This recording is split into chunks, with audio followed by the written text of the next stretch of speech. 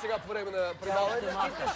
Малка, бе, Вместо дявола да взема да извикам тогава Диана Герова от телевизия Здраве! Тая телевизия не дебютира... го вляза си предаването. Тая телевизия не дебютира ли вчера в нашото шоу? Да, дебютира с много впечатляващ дебют. Тя да видим.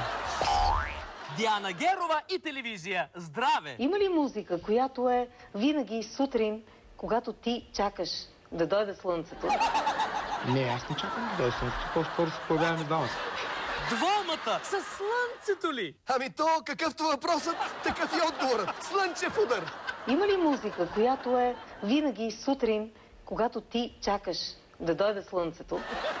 Не, аз не чакам да дойде слънцето, по-скоро се появяваме двамата. Двамата се появяват. Или слънцето идва при теб? Каква е музиката? Не знам каква е музиката, но песента е Аз съм слънчо. А предаването продължава да е без съдици, въпреки че звучи като недоспалици. Ако решите да живеете по друг начин, близо до природата, близо до там, където са билките, където млекото е топло рано сутрин. На онази полянка, точно до млековарката. Близо до там, където са билките, където млекото е топло рано сутрин. Там, където можете да кажете с усмивка сутрин добро утро, на обяд.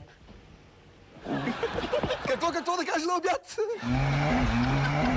Или вечер.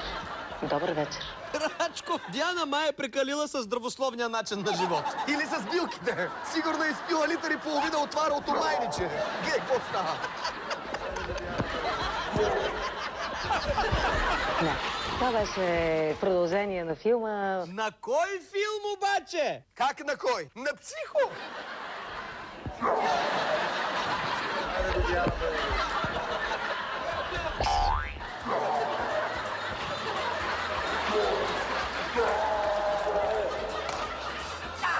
Наистина, колега Майнов, наистина млада телевизия, но вижте какъв убедителен фалстарт. Както са тръгнали! Десятка. Скоро телевизията майка ще им гледа номера на фланелката. От към гърба или от към гърдите? Ето това е много добър въпрос.